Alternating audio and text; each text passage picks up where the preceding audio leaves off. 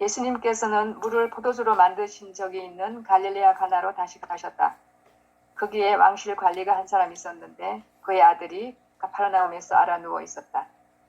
그는 예수님께서 유다를 떠나 갈릴레아 오셨다는 말을 듣고 예수님을 찾아와 자기 아들이 죽게 되었으니 가파르나움으로 내려가시어 아들을 고쳐주십사고 청하였다.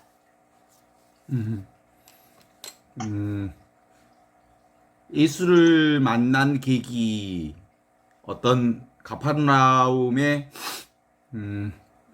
아들이 아픈 아버지가 예수님 만나는 계기들을 얘기를 하는데, 여기서 갈릴리아 가나 마을을 두고 예수께서 전에 물로 포도주를 만드신 곳이라고 가나라고 하는 지역에 대한 관용구를 쓰지요.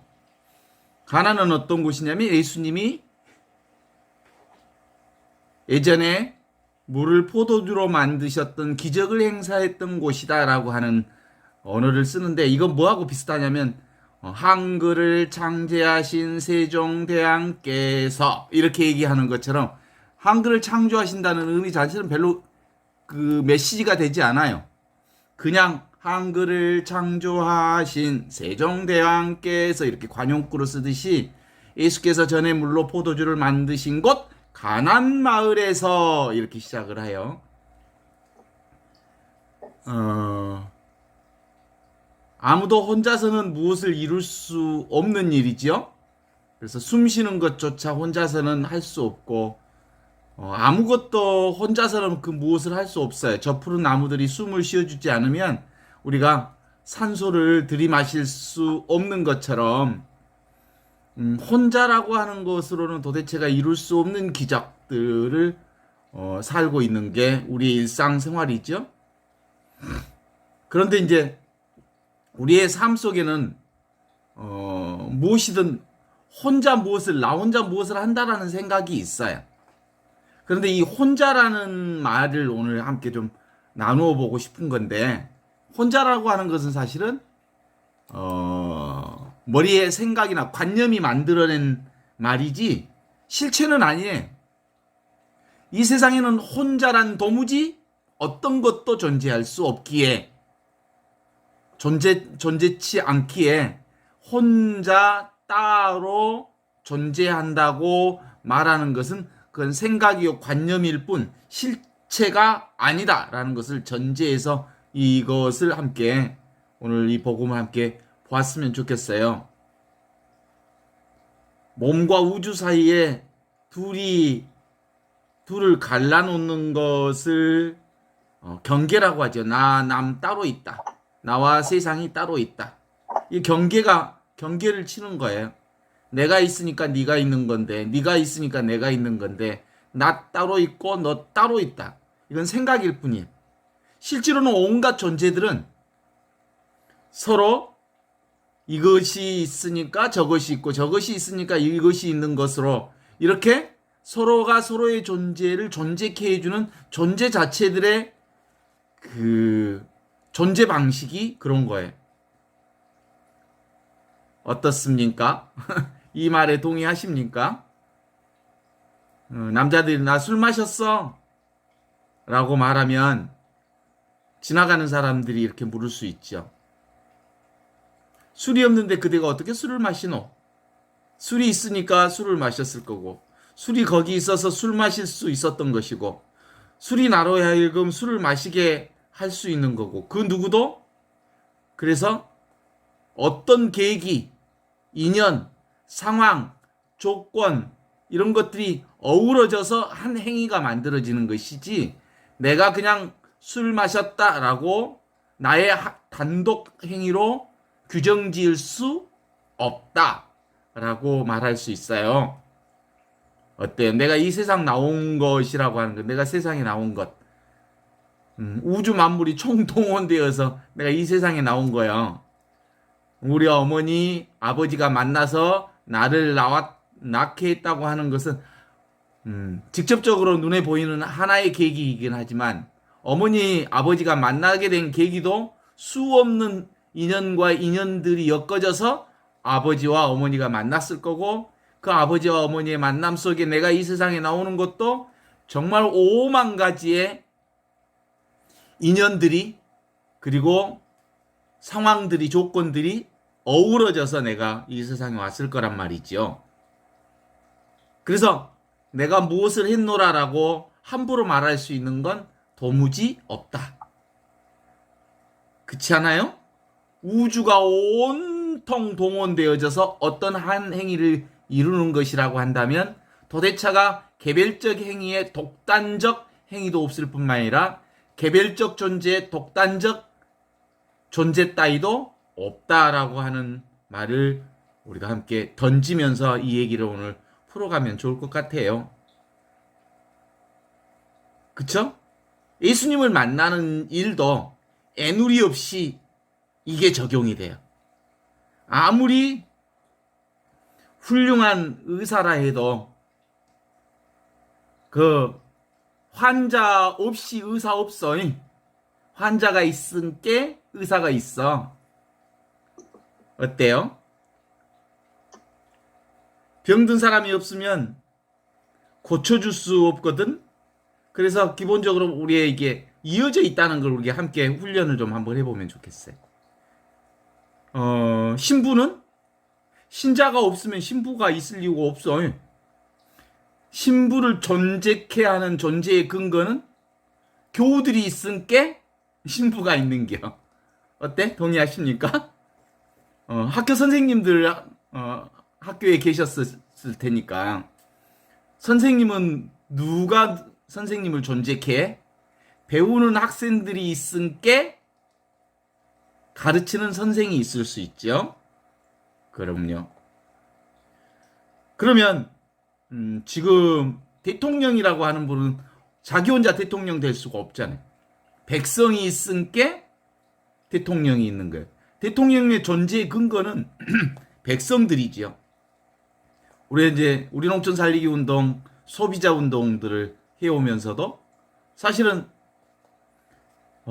소비자는 생산자가 있은 게 소비자가 있는 게 소비자를 존재케 하는 존재의 근거는 생산자인 농민인 것과 같은 거죠. 무엇이든 판사, 변호사, 검사 이들도 사실은 뭐예요? 그 법적으로 문제가 되는 어떤 사람의 의뢰인이 있으니까 그들이 그 일을 할 수 있는 거죠. 상담자도 내담자가 있은 게 상담자가 되는 거고 자본가도 노동자가 있은 게 자본가가 되는 거고 이렇게 서로 상호 존재를 존재케 하는 그 존재라고 하는 것은 어떤 존재도 홀로 존재할 수 없다. 그래서 모든 존재들은 그 존재를 존재케 하는 그 존재자가 있어서 그 존재를 살아갈 수 있는 거다. 이렇게 말할 수 있죠. 예수께서도 혼자서 물로 포도주를 만드실 수 없었을 거예요. 그럴 이유 또한 없지 않았겠는가 싶은데 가파르나움의 어느 고관의 아들을 죽을 병에서 살려주시라고 하는 이 얘기도 마찬가지. 그쵸? 그가 누구든 그가 어떤 신분이든 어디에서 누구를 받드는 사람이든 병들어 죽어가는 이의 아버지는 결국은 자식 때문에 자기 혼자 자식을 치료할 수 없어서 이리저리 찾아다니는 와중에 예수를 만난 거지요. 자기 힘으로 풀 수 없는 문제를 안고 있는 사람은 결국 문제를 풀어주시는 그분을 만나 배울 수 있다는 거예요. 그래서 실제로 한처음 말씀이 사람이 되시어 우리 가운데 오신 예수 그리스도를 만나는 유일한 일들은 실제로 자기 스스로 문제를 해결할 수 없는 어떤 한계에 부딪힌 사람들이 자기 자신으로 스스로 해결할 수 없다는 것을 인식하면서 그 무언가를, 그 누군가를 찾아 헤매다 만나신 분, 그분이 바로 예수 그리스도였던 것처럼 우리도 마찬가지잖아요. 제가 사실은 하느님을 진하게 이렇게 이런 하느님을 지금 여기 눈앞에 생생하게 살아계시는 부활하신 그리스도, 살아계신 하느님을 만날 수 있었던 유일한 이유 중에 하나는 이를 되돌아보면 사실은 나로서는 아무것도 할 수 없다라고 하는 철저한 자기의 무능, 자기가 할 수 있는 일이 도대체가 아무것도 없다라는 어떤 지점에서 온전하게 나를 살려주시는 그분을 만나는 경험들을 하게 되는 것과 유사한 거라고 말할 수 있죠. 그러니까 나는 아무것도 아니다. 내가 할 수 있는 일이 도대체가 없다라고 자기 자신을 내려놓은 사람일 때 비로소 모든 것을 움직이시는, 모든 것을 해결해 주시는 그분을 만나는 방법이 되는 거죠. 그렇지만 세상에는 이런 자격을 지니고도 끝내 그 권리를 행사하지 않는 사람들이 종종 있어요. 이런 권리라고 하는 건 내가 아무것도 아니라고 하는 사실을 경험했음에도 불구하고 모든 것을 풀어주시는 전지전능하신 절대자 하느님을 만나지 못하는 사람들이 많다, 이런 거거든요. 그래요. 한처음 말씀, 아무것도 아닌 말씀, 텅 비어있는 말씀, 그 무엇도 아닌 말씀, 그 말씀이 한처음 천지가 창조되기 전부터 있었고, 그 말씀이 바로 하느님과 함께 있었고, 하느님과 똑같은 분이었고, 그분을 통해서 예수 그리스도가 이 세상에 왔지만 예수 그리스도를 만날 수 없는 것은 결국은 우리가 한 말씀 없이, 이 하느님 없이 한순간도 존재하지 못하면서 그분에게 한사코 돌아가기를 거부하는 것은 사실은 아직도 내가 그 무언가를 할 수 있다고 믿기 때문에 그러는 거예요. 에고라고 하는 것들이 온전하게 내 안에서 나를 작용하고 있기 때문에 완벽하게 나를 절대자아로서 나를 인도하시는 하느님을 만나지 못하게 하는 거거든요. 그런데 오늘 이 얘기는 무슨 얘기를 하고 싶어 하는 거냐면, 아들이 아파했어. 아들이 곧 죽어가는 병을 앓게 됐어. 그래서 그는 자기 아버지로서 자기가 할 수 있는 일이 아무것도 없음을 알아서 이제 누구에게 달려가냐면 예수를 만나러 가파르나움에 가서 가나까지 먼 길을 달려간 거죠. 그러니까 예수 만나는 최고의 은총은 어디에 있었을까요? 아들이 아팠다고 하는 이 사실이 그리스도를 만나게 하는 은총이었더라, 이런 거죠. 내가 아들 아픔을 통해서 자신의 무능을 철저하게 바라볼 수 있었고, 그래서 예수 그리스도를 통해서 말씀이신 그분을 만났고, 예수 그리스도를 통해서 자기 자신을 온전히 만나게 될 수 있었던 거다, 이런 거죠. 그래서 마침내 그는 그러니까 이제 아들의 아픔이라고 하는 것은 상대 세계의 어떤 경험이지요. 눈에 보이는 경험, 그게 아들의 아픔이죠. 이 아들의 아픔이라고 하는 경험을 통해서 절대 세계의 나를 만난 거예요. 하느님을 만난 거예요. 절대 세계에 우리와 늘 항상 함께 계시는 전능하신 그분을 만나게 된 거예요. 그분을 만나게 되면 뭐가 되겠어요? 아프다고 하는 이 상대 세계의 이 병이라고 하는 게 아무것도 아니라는 사실을 확인하게 되면서 이 병은 자동으로 있는 그대로 수용하게 됐지만 이 병이 크게 문제되지 않으면서 병도 역시 낫게 되는 기적을 안게 되는 거거든요. 어떻습니까? 모든 강이 바다로 흐르죠? 우리에게 일어나는 모든 일이 우리로 하여금 이제 모두 다 그분에게로, 절대 자아로, 하느님과 온전히 하나이신 예수 그리스도에게로 흐르게 합니다. 그대로 따르는 자에게는 그에게 발생하는 모든 사건이 영생에 이르도록 이끄시는 안내자요 길이신 그분을 자연스럽게 만나게 되는 거죠. 그래서 그분 안에서 상대성으로서 상대적인 사건으로서의 병이 자연적으로 치유됨을 경험하게 되었습니다.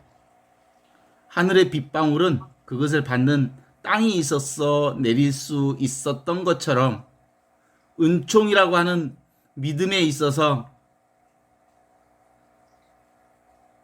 비로소 둘은 나뉠 수 없는 하나로 연결되어지는 거거든요. 하늘이 곧 땅이 되고 땅이 하늘이 되는 경험이지요.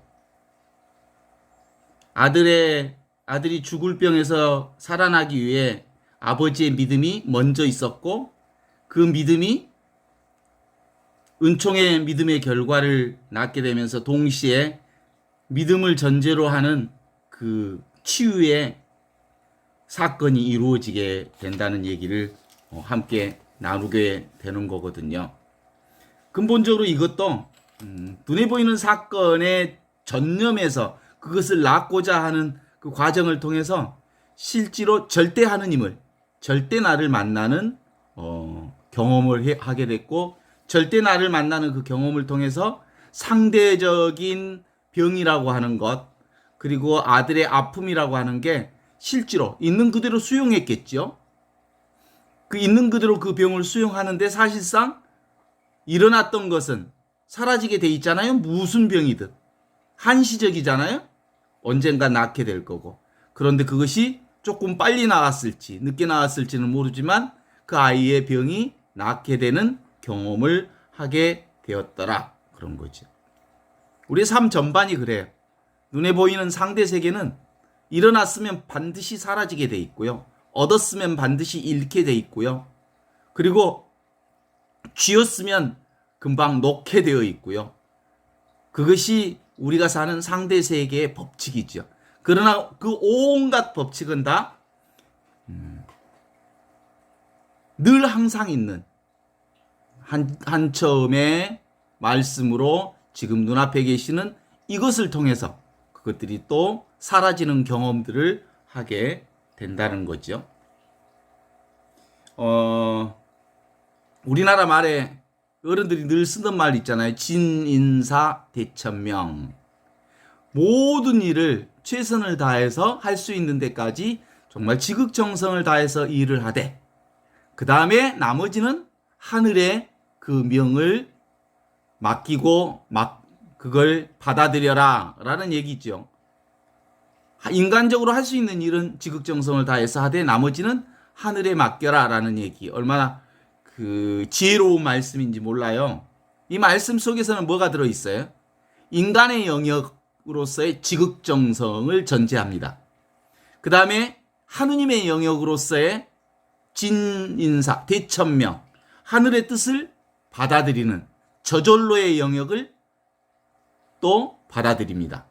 그러니까 근본적으로 진인사 대천명이라는 말 속에는 뭐가 들어있냐면 스스로 인간이 스스로 하는 스스로의 영역과 그 다음에 하느님의 영역인 저절로의 영역이 착 만나면 그 안에서 기적이 이루어지는 기라 그런 거예요. 인간의 영역을 스스로 하느님의 영역을 저절로 그러면 이미 천지창조 이전부터 있던 절대자아를 만나게 되는 거예요. 그래서 비로소 진인사 대천명의 삶을 사는 거죠. 우리 그 이솝우화에 그런 얘기 있잖아요. 여우가 지가 못 먹으니까 거짓말 치죠. 아무것도 아니야. 거짓말을 쳐서 다른 사람 못 먹게 하는 거지. 지가 못 먹으니까 남도 못 먹게 하는 거지.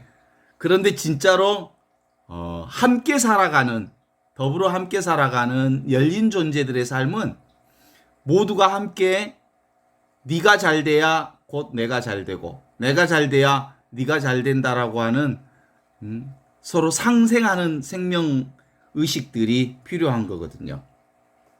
그래서 근본적으로 자기 스스로 자기 안에서 자기를 증명하는 것 이게 기적의 최고의 기적입니다.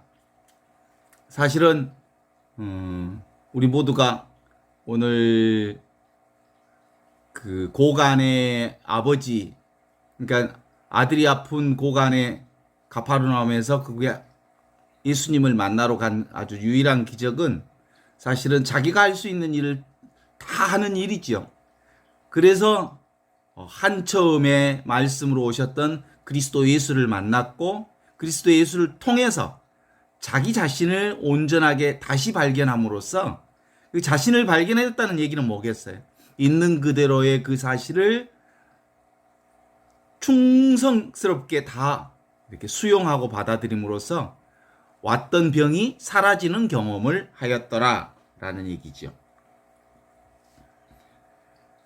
실제로 우리가 어렸을 때 보면 그 서커스단 오면 옛날에는 막 차력사 같은 사람들도 오고 그러는데 지금 그런 거 잘 안 보지만 옛날 차력사들도 자기 힘으로 막 어마어마한 그 일들을 사람들에게 보이는 게 아니고 자신이 할 수 있는 힘에다가 우주적인 힘을 상대적인 자기가 절대적인 힘을 빌어서 눈앞에 그것들을 살짝 드러내면 자기 힘 플러스 절대 힘이 딱 겹쳐져서 놀라운 파괴적인 힘들을 드러내 보여주는 차력사들이 있어요. 차력사라는 말 자체가 남의 힘을 빌림이라는 뜻이거든요. 차력. 그래서 자기 힘으로 그 어마어마한 일을 만들어내는 게 아니라 자기 힘에다가 우주적인 힘을 살짝 결부시키면서 인간이 놀랍도록 큰 힘을 발휘하는 어떤 경험들을 보여주는 사람들을 차력사라고 그래요. 그래서 기본적으로 우리의 신앙도 내가 이 세상을 살면서 동시에 내 안에서 하느님이 살고 있는 하느님의 에너지를 우리가 받으면 정말 우리의 삶이 얼마나 활력이 차는지 몰라요. 왜냐하면 나는 원래 육신으로 사는 사람이 아니고 뭘로? 하느님으로 사는 사람들이거든요. 절대자아로 사는 사람이거든요. 그 절대자아를 우리가 경험하는 유일한 방법은 나는 따로 존재하지 않는다.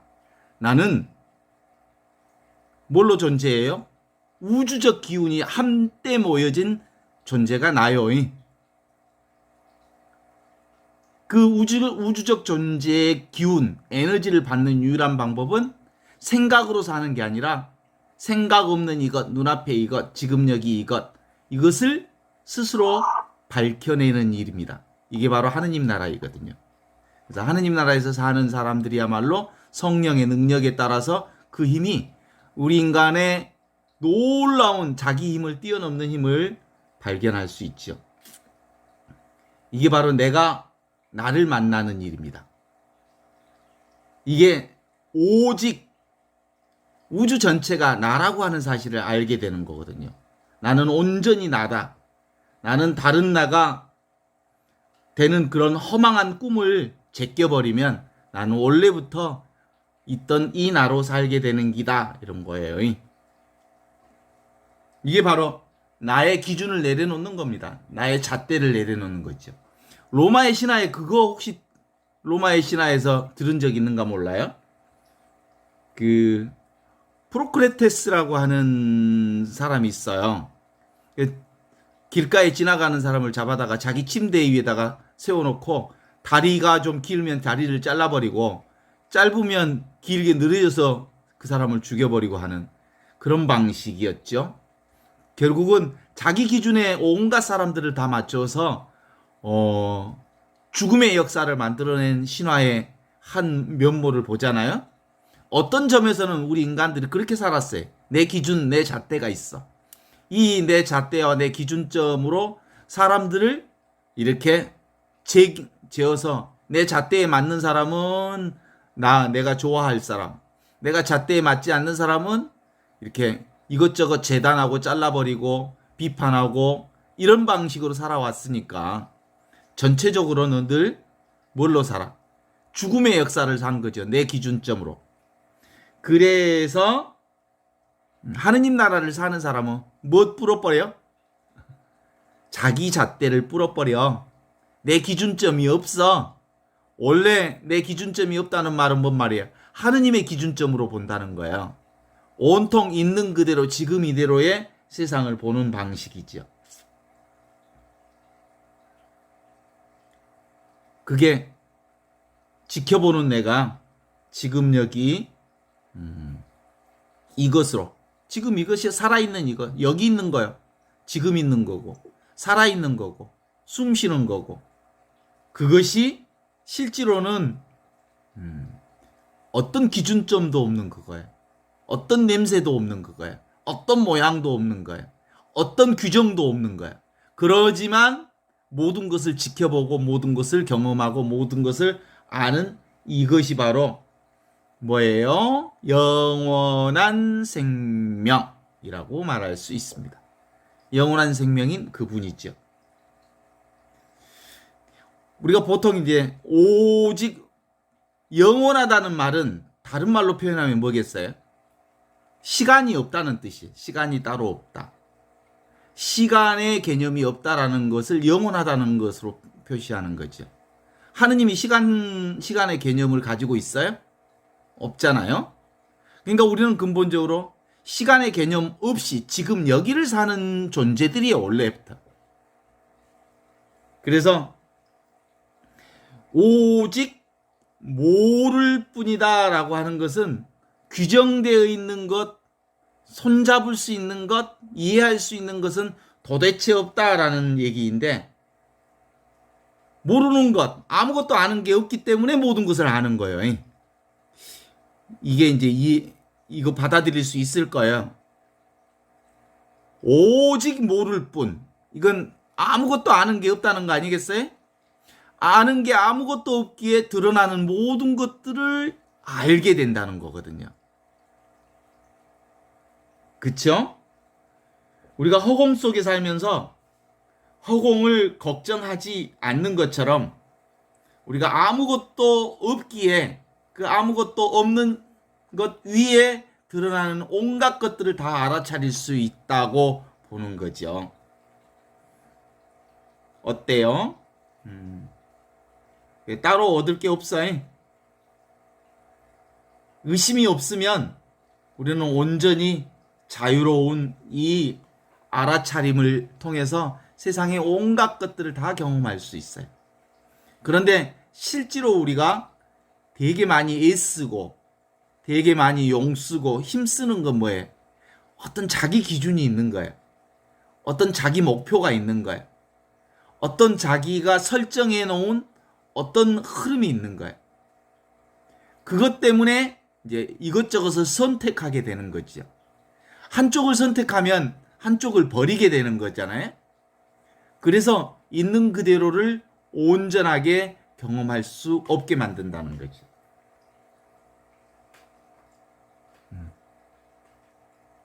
그래서 아직 내가 확실하지 않으면, 아직 내가 규정되어 있지 않으면 온갖 것들을 다 이렇게 있는 그대로 경험할 수 있다. 그래서 내가 나의 것을, 내 잣대를, 내 생각을, 내 규정을, 내가 가지고 있는 관념들을 내려놓을 때 그 자리에서 마음 놓고 쉴 수 있는 자리가 되는 거거든요. 그 자리가 바로 하느님 자리예요. 어떻게 보면 우리 인간들의 눈으로 보면 되게 무미건조한 자리거든요. 왜냐하면 그런 짜릿짜릿한 어떤 재미가 있는 화려한 자리가 아니거든. 재미있는 자리도 아니고 특별한 자리도 아니고 구체적으로 무엇이 그려져 있는 자리도 아니고 아무것도 없는 자리잖아. 허공과 같은 자리잖아. 그 허공과 같은 자리, 아무것도 없는 자리, 그 자리가 내게 준비되어 있기에 온갖 경험들을 우리가 알아차리고 살 수 있는 거란 말이죠. 이게 바로 나예요, 사실은. 나라고 하는 건 그런 자리입니다. 하느님과 둘이 아닌 이 자리는 허공과 같아서 아무것도 없어서, 그래서 온갖 것을 알아차리는 그 자리입니다. 그러니까 오늘 그 아들이 아파서 당신이 아무것도 아니라고 하는 것, 아무것도 할 수 없다는 그 자리를 통해서 모든 것을 다 행하시는 말씀이 사람이 되시 우리 가운데 오신 그리스도를 영접할 수 있는 은혜를 받게 되었다는 사실을 확인해 볼 수 있죠.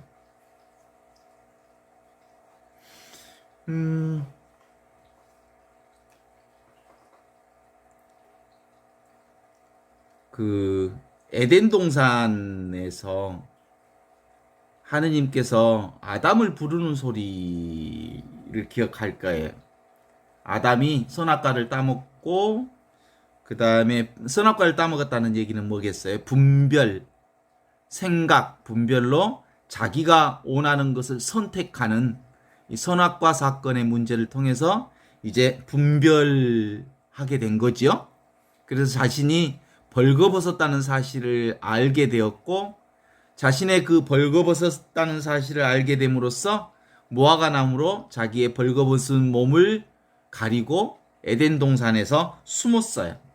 그때 하느님 아버지께서 아담을 부릅니다. 아담아, 아담아, 너 어디 있느냐? 그 근본적으로 무슨 소리였겠어요? 아담의 내면에서 하느님이 부르는 신성의 목소리였겠죠. 누가 너를 벌거 벗었다고 했더냐라고 하느님이 물어요. 누가 나를 벌거 벗었다고 했더냐라는 말은 그 분별의식, 생각이라고 하는 것이 어디서 생겼더냐 이런 거죠. 사실은 생각 없는 자리에 살았더라면 그가 그렇게 벌거벗었다는 사실을 통해서 자기 자신을 부끄러워할 이유가 전혀 없지. 그래서 분별의식이라고 하는 게 벌거벗음을 알게 되었고 그래서 자기 안에서 기본적으로 자기를 찾는 건 뭐예요? 있는 그대로의 자기를 찾는 것. 생각을 내려놓기만 하면 분별의식만 내려놓으면 생각만 내려놓으면 있는 그대로의 자신을 만날 수 있음을 전제하는 말씀이기도 하지요. 그러면 어떻게 얘기할 수 있겠어요? 아담아, 너 어디 있느냐? 그러면 네, 저 지금 여기 이것으로 있습니다. 이렇게 말할 수 있지. 지금 온전히 당신 생명 그 자체로 살고 있습니다. 하느님과 저는 둘이 아닌 그 생명, 아무것도 부족함이 없는 절대 나를 살고 있습니다라고 말할 수 있었겠지. 그런데 생각과 분별에 빠지는 순간 자기가 벌거벗었음을 알게 되었고 벌거벗었음을 알게 되면서 숨게 되는 방식의 어둠을 찾아가는 인간의 모습을 드러내 보일 수 있지요.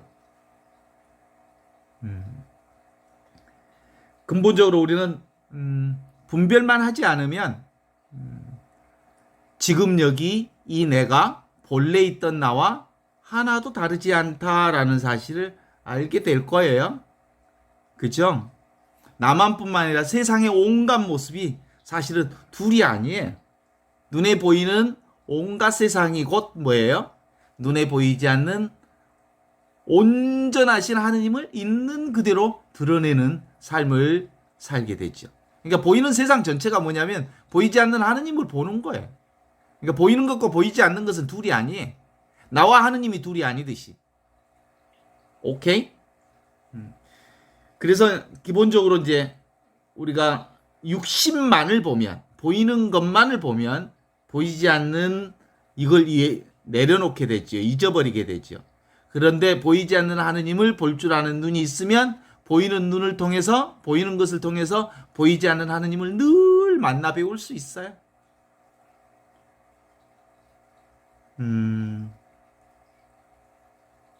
그러니까 하느님과 둘이 아닌 이 하느님 나라를 사는 사람들은 뭐겠어요? 크게 어렵잖아요. 하느님 만나는 거. 분별만 하지 않으면 하느님 만나고 사는 거니까. 몸에서 목마르면 물 마시는 것을 알고 또 물을 마셨는데 뜨거운 물인지 찬물인지를 아는 그놈. 그게 바로 하느님과 함께 있는 그것이어서 그게 가능하잖아요. 지금 눈앞에 있는 이것이어서 찬물을 먹으면 찬 줄 알고 뜨거운 물을 먹으면 뜨거운 줄 아는 그것. 그것이 바로 눈앞에 있는 이것이라고 하는 거죠. 그래서 실제로 우리가 하느님 나라를 사는 사람들은 구별하지 않는 거죠. 전체 보이는 모든 것은 보이지 않는 나를 드러내는 것, 보이지 않는 하느님을 드러내는 것이어서 보는 모든 것을 통해서 뭘 보는 거예요? 나를 보는 거예요. 근데 이 얘기를 하면 아직도 보는 모양에 빠져 있는 사람들이어서 그것을 구별하고 분별해서 어떻게 저게 나라고 생각해? 라고 생각에 빠지죠. 그렇지만 생각만 내려놓으면 보는 모든 것은 다 나를 드러내는 것인가? 나 아닌 게 없음을 알게 되죠.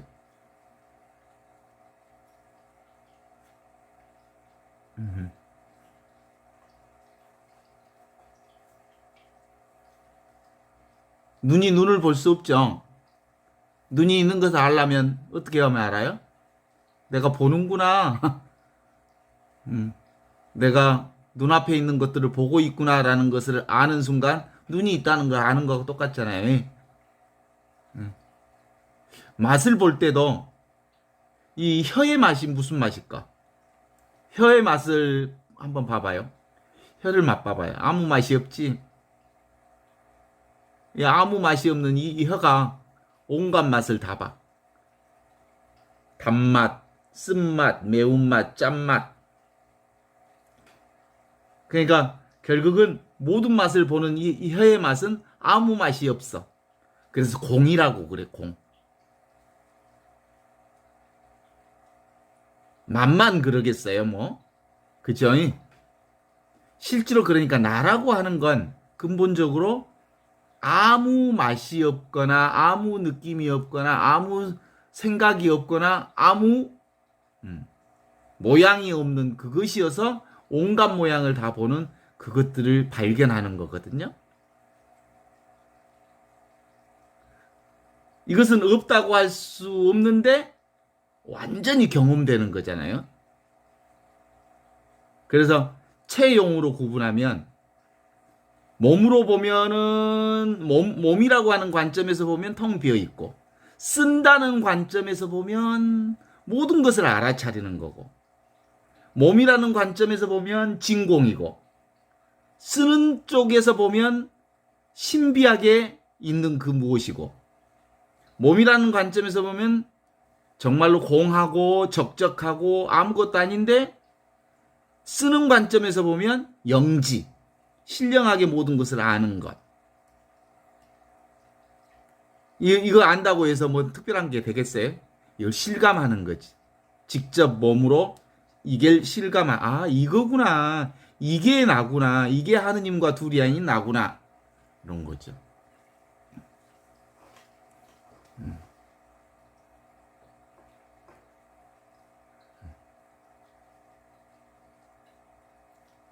우리 인간의 생각으로는 알 수 없죠.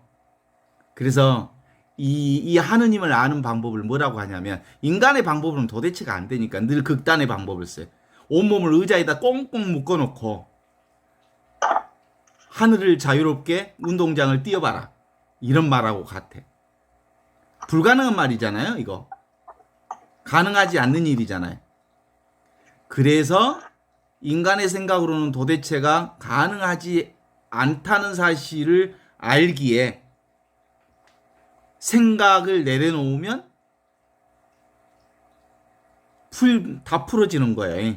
생각으로 어떻게 온몸을 의자에 묶고 뛰어라라는 말이 성립이 되겠어요? 생각으로, 언어로, 관념으로. 불가능한 일이잖아요. 내려놓으면 상상으로 내려놓으면 생각이라는 걸 전부 내려놓으면 눈앞에 이거예요, 이거. 그냥. 이게 전부요.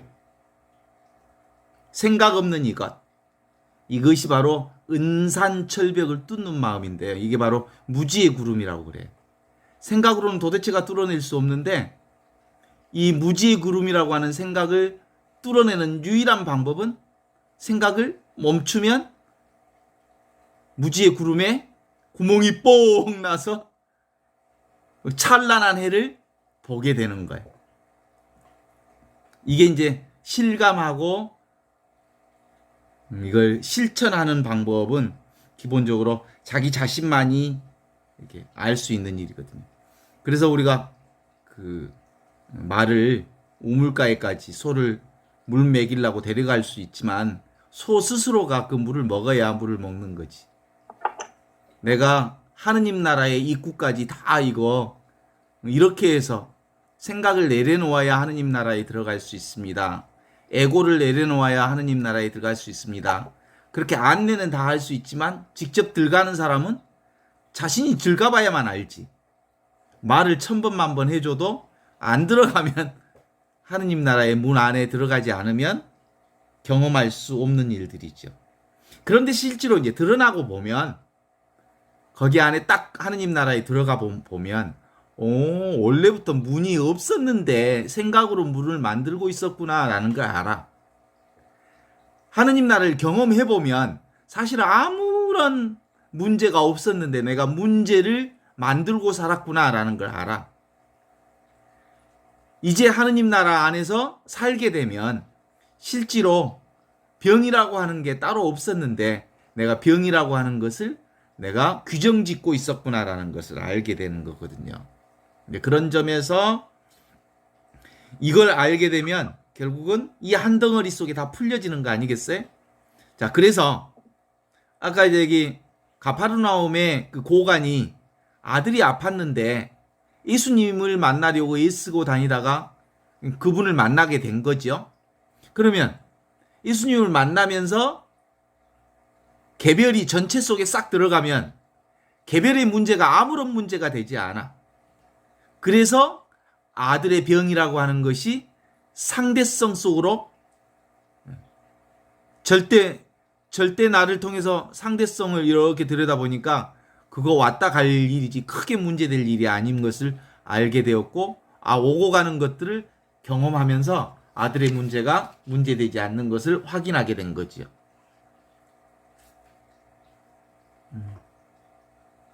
그래서요 이것은 세수하다가 코 만지기보다 쉬운 거죠.